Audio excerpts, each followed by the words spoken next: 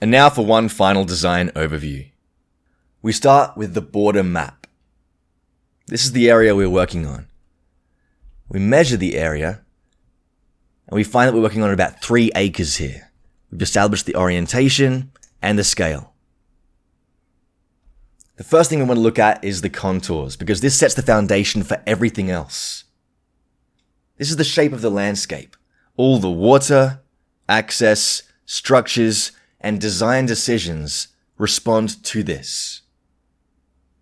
So we see that we start at the top of the area at 180 meters above the ocean, and we finish at 170 meters above sea level.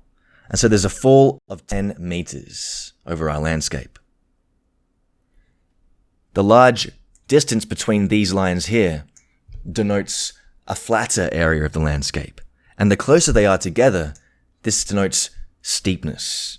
And so this is the ideal place to put structures. Not only because it's flatter, but because it's in the middle of the landscape. We've found these solar angles. The red one up here denotes the winter angle, and the summer angle is in yellow here. And so the sun rises at 6 a.m. It's directly overhead in summer, and it sets at about 9 p.m. in the southwest. Whereas winter, the sun is much lower in the sky, a lower altitude, and there's a much shorter day length. And so the sun will rise in the northeast at 7 a.m. and it will set at about 5 p.m. We know that water moves at a 90-degree angle to contour. And so water moves with gravity. And our intention is to slow down water, spread it out over the landscape, and sink it into the landscape for hydration. And so this is where we place our swales, our dams, and our drainage intentionally. If we zoom in here, we can see every structure has gutters that feed into rainwater tanks positioned away from the sun. And these purple arrows denote the overflows. So these tanks are overflowing into these swales here for this orchard. This is overflowing into these understory trees here. And this shed is overflowing into this swale here, which actually feeds a dam. So this dam is on a slope of 5.7 degrees, which is ideal.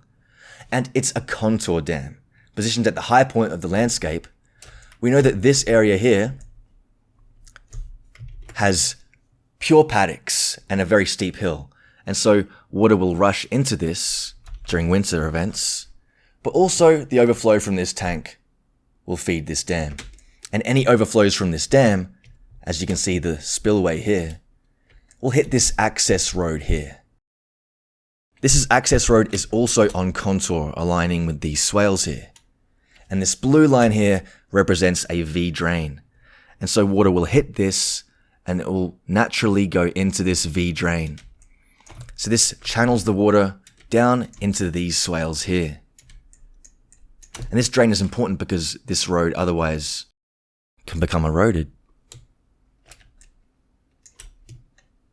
Here's another drainage spillway here feeding into this swale, where we have trees growing, but also the kitchen garden for adequate hydration. The overflow from this livestock shelter will also hit a tank, which overflows into this trough here. And level sill spillways, in the Mediterranean, we're not going to get a very large rain event typically, but a spillway of about 1 meter is sufficient. The next step is determining the access. Roads and paths must avoid water damage and flow efficiently with the contours. As you can see, this is on contour here. This is the main access into the carport. And the carport allows driving through into this shed here for maintenance and other things. But also there's a path here for a smaller vehicle such as a tractor or a wheelbarrow even. Adequate space for turning in this flat area here. And with the tractor and the wheelbarrows, through these swales here, using the swales as access paths, because they will be dry for most of the year, so we can easily harvest the fruit.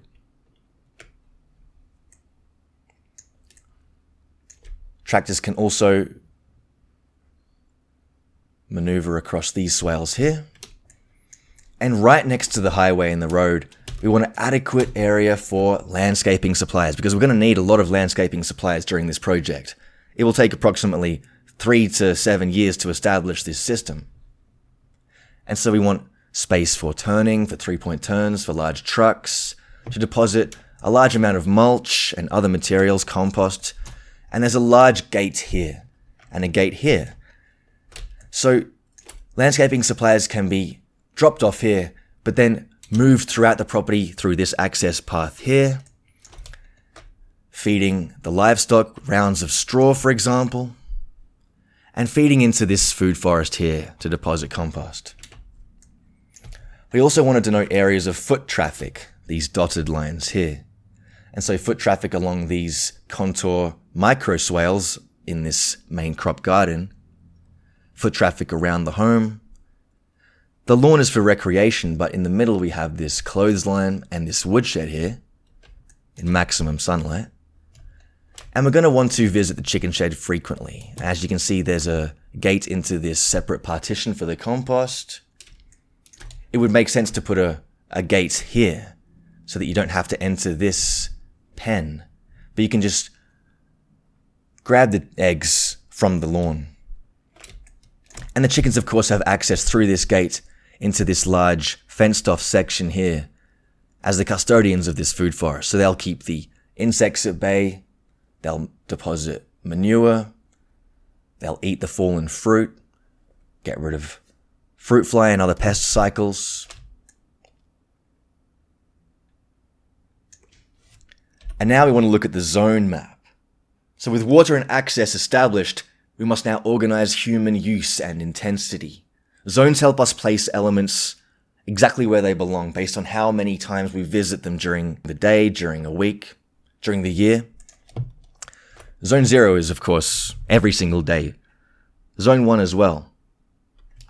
And so we have things like the chickens, which will need daily attention, the kitchen garden, the carport, the worm farm, the nursery.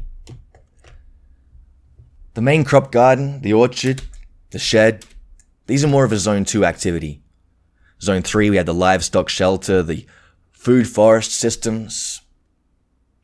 And Zone 4, less managed, more wild, and 5 is basically untouched. This brings us to the master plan. This integrates everything we've just touched on. Housing, gardens, forests, livestock. This is the full design, where all the layers converge into a livable, functional, efficient, productive, beautiful, aesthetic system. Pure harmony. So every feature that we want to include in our design will be listed here. For example, the compost, the main crop, the livestock, the nursery. And specifically when we're looking at the orchard and the food forest, we can use these same principles. So let's look at this for an example. Here's a food forest I designed for one of my clients. We have the border map established. The red denotes the access path, so you definitely want to design access through these food forests. The green circles represent evergreen trees, and the blue circles represent deciduous trees.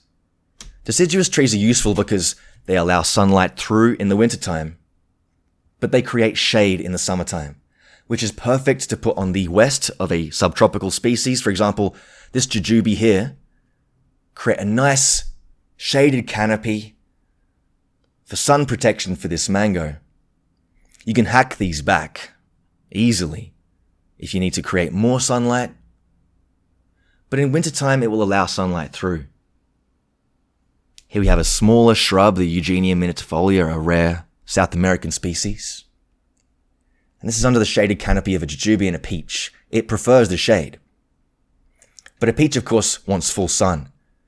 This peach will get adequate sunlight from the west here because there's nothing really blocking its path. We also want to look at the diameters of the trees when they reach maturity. So at maturity, some trees will reach, 2.5 plus, whereas some will never reach beyond 1.5. And you can find information about all of these species and more in the supplemental material to learn how best to design them. And there it is, a basic design for a Mediterranean paradise that you can use as a template for your own project. Alternatively, if you would like professional guidance and design, head on over to Living Foodscapes and I'll be happy to help you out. Thank you for joining me on this course, and best of luck with your permaculture project. The world needs you to succeed.